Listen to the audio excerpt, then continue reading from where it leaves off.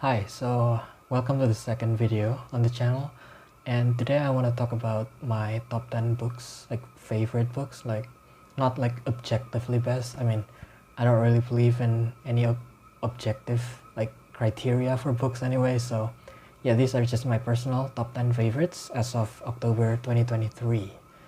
And yeah, I think it will be interesting to see how it will have changed in a couple of years or even next year maybe. I don't know. But yeah, I want to start with the three that are not technically novels. Yeah, they are not novels. Okay, so first we have Sandman by Neil Gaiman. Um, and like the entire thing, but if I have to pick one volume, it would be the final volume. And this is a story about a dream lord who basically got taken because some random humans wanted to capture his sister Death, but they made some mistakes. And so yeah, he got captured by humans and got imprisoned for many years, leaving his like dream world without a ruler. So yeah, it's really good, and I think it's better than Gaiman's like non-graphic novel works. I think it's better than Gaiman's prose work. And yeah, there is a Netflix series, but I don't think it can capture what the graphic novel manages to do. So even if you already like the Netflix show, I suggest you read the graphic novels anyway because they're just so much better. And next we have Watchmen by what's his name? Alan Moore, by Alan Moore and Dave Gibbons. And this is the thing that made me fall in love with superhero stories and just comic books in general. I read this around 2015, 2016, and after reading this, it made me read a lot of DC comics. And I think at the time it was during the time DC did the Rebirth thing. And yeah, I thought it was really, like, I mean, just this, like, Watchmen is better than basically any superhero comics that I read. Even though I've read like hundreds of them, nothing came close to Watchmen. It's so well thought out. It's like a deconstruction of the superhero tropes, so it's basically showing you why those tropes wouldn't work in the real world. And yeah, like I said, very well thought out, and once you read it, you'll never see superhero stories the same way again. The next one isn't a graphic novel, but it is a superhero story, and that is the web serial. And it's the web serial Worm and Wart by Wildbow. They are part of a series called Parahumans, and this is a superhero story. How do I even describe the premise? It's about a girl who can control insects, who wanted to be a hero, but she got mistaken as a villain. Basically that. And that's the premise for Worm. It's really good. I prefer Wart. It's more character focused. It's even longer and it has less action, but I think with a lot of better writing, because Wildbow is like, he writes basically 2 chapters a week, and the chapters are like 5,000, 3,000 words long. So he writes a lot and he keeps improving basically. In Worm, you can see that his writing just is very it's not bad, but it's very, subpar. But by the time we get to Wart, many years later, his writing is a lot better, and that's probably why I prefer Wart over Worm.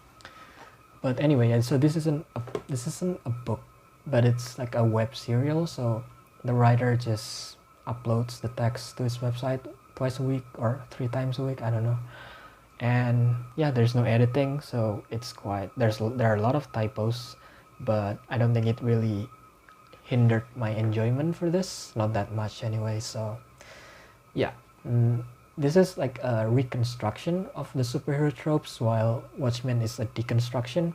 So while Watchmen tries to show why they wouldn't work in the real world, Wart and Worm try to show how they would work, and what would have to be changed for the tropes to work, essentially. And yeah, so well thought out, so many great action scenes and characters, and yeah, I just absolutely love it. If you're looking for a superhero story that it feels very different and familiar at the same time, then you should check this out. Next we go to the novels, and so first we have Hyperion by Dan Simmons. This is the first book out of 4, and I think this is my favorite like classic sci-fi book. I've read not a lot, but this is my favorite so far. I think with classic sci-fi is that I often find them to either lean too much towards the concept, the big ideas, or to the characters, and so there's not a lot of balance. But I think Hyperion is one of the few that manages to strike that perfect balance in the middle between having really compelling and well-written characters, but also having them in situations that are so high concept and with a world that feels so immersive while at the same time feels unique, if that makes sense. And yeah, I've read the second book of the series, but I think Hyperion is just so much better, and it's better as a standalone as well. Like it can stand alone, even though it's technically the first book out of 4. But yeah, I've read the second one, and I haven't read the third and fourth one, but I might do that soon. Okay, so what's next? Next we have Words of Radiance by Sanderson, the second book in Stormlight Archive. And this is an entry for the whole series, really. And I just think that this is the best book so far. And yeah, I'm actually doing a reread of the 4th book in the series, Rhythm of War, just going like 15 minutes a day, so I can finish it by the time the 5th book comes out next year.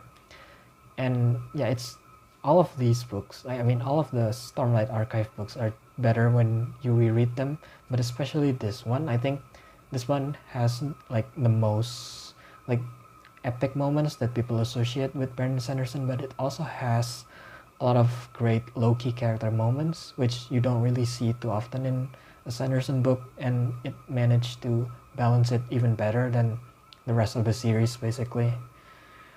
And the next one is another Brandon Sanderson book, that is Hero of Ages, the 3rd Mistborn book, the final book in the first trilogy.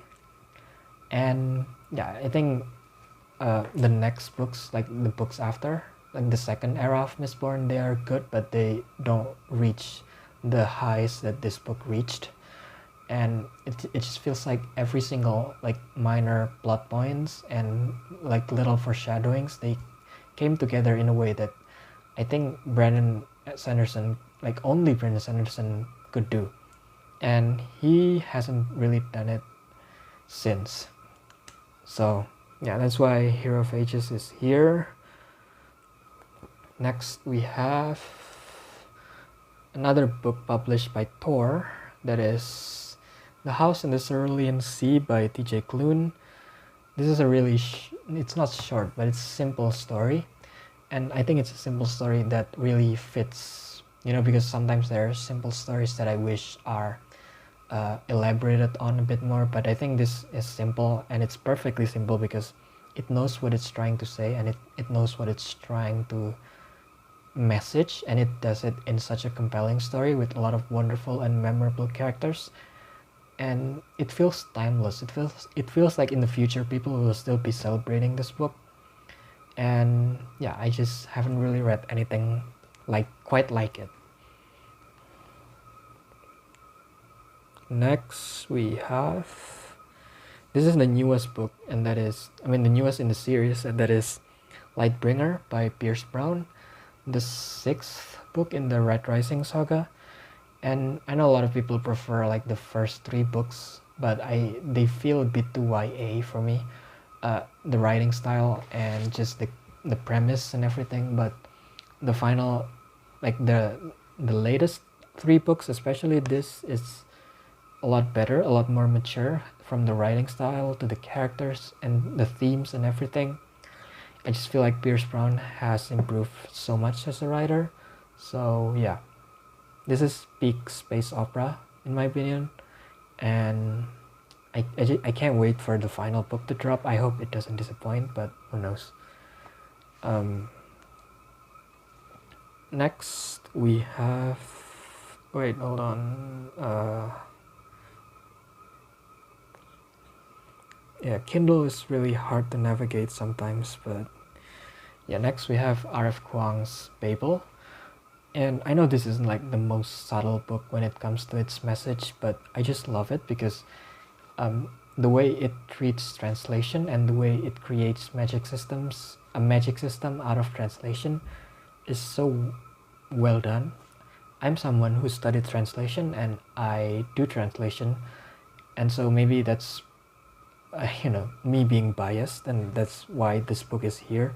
But I also just thought that the story and the characters are just really compelling, even though it's not the most subtle in its message. But yeah, I still love it.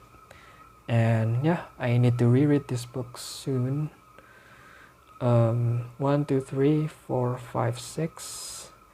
Wait, is this the last one already? Oh yeah, I think so. And that is The Dispossessed by Ursula K. Le Guin. So coming into this book, I was a bit skeptical because I didn't like anarchism before reading this book, and I guess I just didn't know what anarchism was.